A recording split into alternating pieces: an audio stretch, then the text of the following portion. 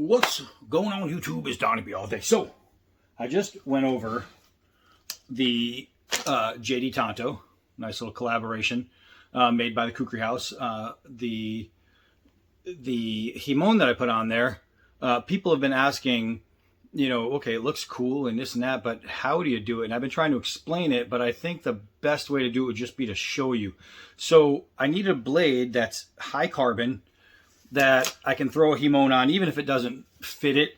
It doesn't matter because it's just for me, and it's for video purposes to show you. If I knew it was going to come out this cool, I would have recorded this one when I did it, but I didn't. I just put it together hoping it would be cool.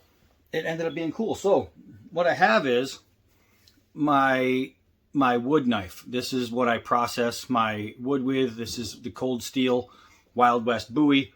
I know this is high carbon. Do I know it's going to take bluing? Not really. So what I need to do first you need to wash it. This was cruddy duddy. I mean, this thing had stuff all over it. So if you want to try doing a Himon on one of your own Tontos or even anything that you want to do it on, make sure it's high carbon. And if you need to test to find out, pick a spot on the knife to where you can test it and not worry about ruining it. Now, if you know you're doing a full Himon, like on the JD Tonto, you can do it around the edge, somewhere that's going to be covered with blue anyway, or you can pick a spot if it's an exposed tang right there. So what I'm doing is I'm taking a paper towel and I'm taking super blue. And what I'm going to do is I'm going to open up my blue and I want to do a test piece on the knife to make sure that it is going to work, if it's going to hold the color. And if it does, then I can start my process. So what I'm going to do is I'm just going to put a little bit right on the paper towel. And I'm going to pick a part of my tang. And I'm just going to blue it.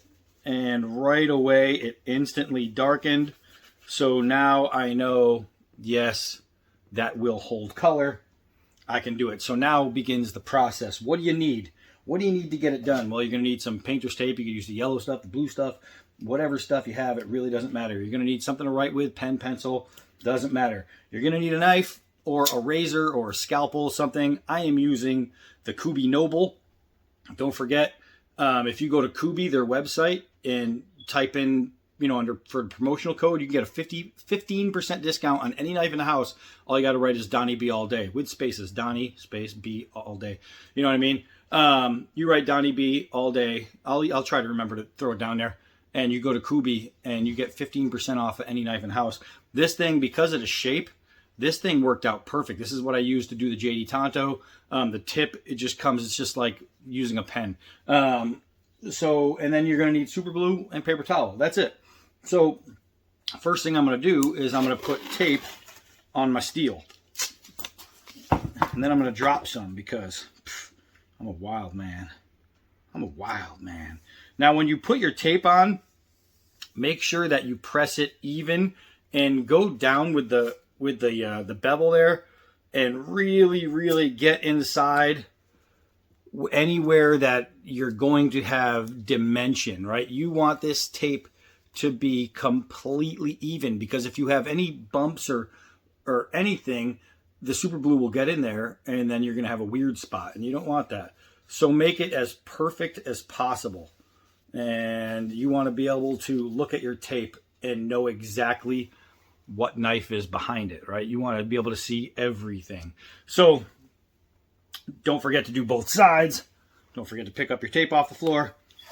If you're like me, you'll be doing that 4 times a day. Let's see. So now, try to line it up with the other piece of tape so I know where I'm going, what I'm getting at.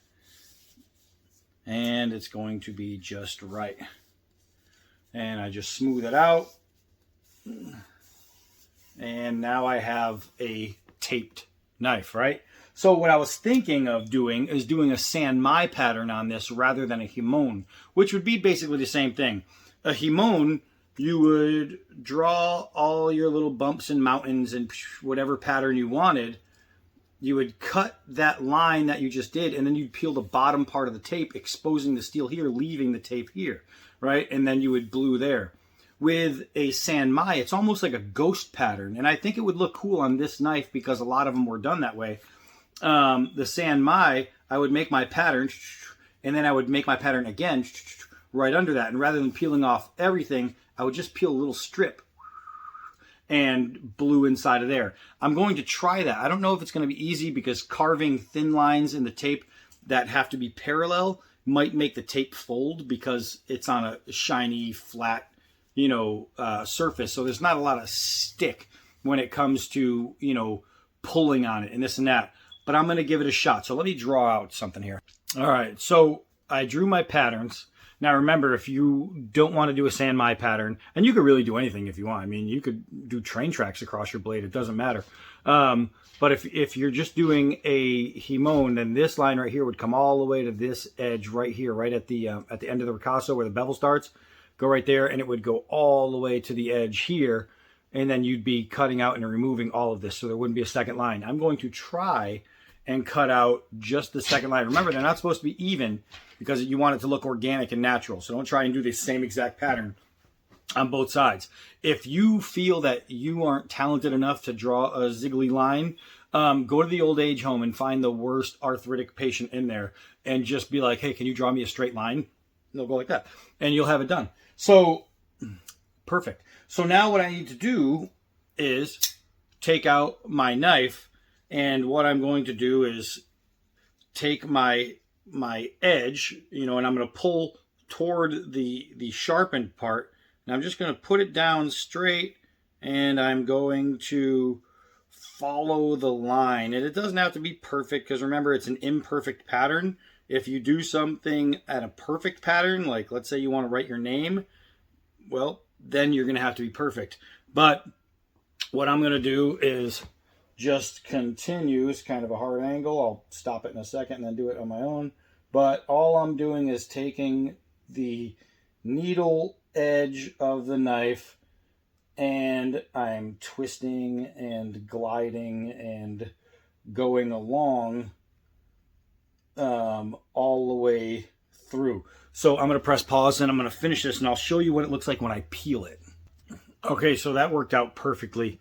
I got that nice line, and now what I want to do is I just want to press. I don't want to rub because I don't want to scrape off anything, so I'm just going to press nice and even on all those spots to make sure it's all flush to the blade. That right there is what I'm going to be bluing, right? So it's going to have a ghost stripe. It's not going to be some dark, perfect stripe like a magic marker. It's just going to have this nice ghost stripe in there, and it's going to look very cool. Now I have to do the same thing to the other side, and then I can start bluing.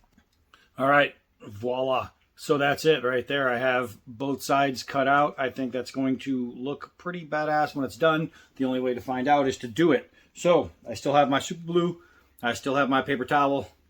Let's get to bluing. All I'm doing, and you're going to do a few coats of this, you know what I mean? Depending on how light you really want it or how dark you really want it. Make sure that you don't touch any steel that you don't want blued. So you're just going to, you can dab it in there. You can rub it in if you're rubbing it really lightly so you don't tear up your tape, because then there goes your project. But as long as you put it, I'm going to dab it into some of these spots at first because they'll hold down the tape, and then I'm just going to rub it lightly in. And I can see that it looks like it's taken on color already. It's not as, the carbon in the steel isn't as much as in the stuff from the Cooker House. That's really nice carbon steel. That blackened up really well. This seems like it's taking the color. Oh, it's taking the color now. It's starting to really get in there. So that's good. So you can see right there. You're not gonna be able to see the difference until I take off the tape, but that's good. So now I'm just patting it. Let me bring you guys down so you have a better look at what's going on. So I'm just patting it to make sure I get all the little hills and valleys, all the ups and downs. I really want to get them all in there. And I think that's going to be enough for that side. I'll find out once I take the tape off, of course.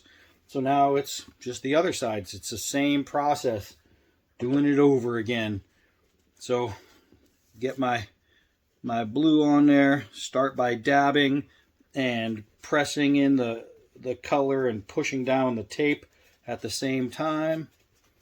That way it ensures me that I'm not going to screw it up. Screwing it up sucks because once that blue is on there, the only way to get it off really is to sand it. All right, so I mean, if you're not confident with yourself doing this, give me $50, I'll do it. Let's see. We'll see how it comes out, because you might not like it, and then you'll be like, I'll give you $50 not to do it. And I'll take that too. All right, so let's see here. It looks like it's doing pretty good. So what we're going to do now is just a quick tape off. And here's the thing. If you take off the tape prematurely and it isn't right, that's a one-shot deal. You're not going to redo that pattern. It's not going to happen. So you have to get it to where you think it's good before you take off the tape. Otherwise, that was all for nothing and you're going to have a half-assed job. So what I'm going to do is I'm just going to pull up. Oh, yeah, okay. I was just going to pull up enough to see. There we go. And I think it's good. I think it's going to be very good. I've got a sweet ghost pattern in there. And that is exactly what I wanted to get out of that. So let's see here. Let's take off all the tape. I got a little piece stuck here. Guys, this is cool. This is cool, man. I mean, it's just a way to take the knife that everybody has and make it to where only you have. And if every single person did this, every pattern would still be different. And that's the best part about like San Mai and clay tempered Himones is they're all different. Look at this. How cool is that? How cool is that? It's like a San Mai line right there. That looks ridiculously cool. In person, it's hard, I guess, with the light glares, but in person, you can really see it ghosting in and out, especially with the scratches there. It just ghosts in and out. That came out really cool. I'm not done yet. Hold on. All right. All right, I told you I wasn't done. Oh, wait, but there's nothing there. Whoa, I did a little D-bad. All right, so I just wanted to see if I could do it. The letters were, I have to say, were way harder. Getting the circles to stay without peeling those up while doing it, that was pretty difficult. But I have to say, it still looks pretty cool. Even though it was hard, it was good. But the San Mai pattern, just fantastic.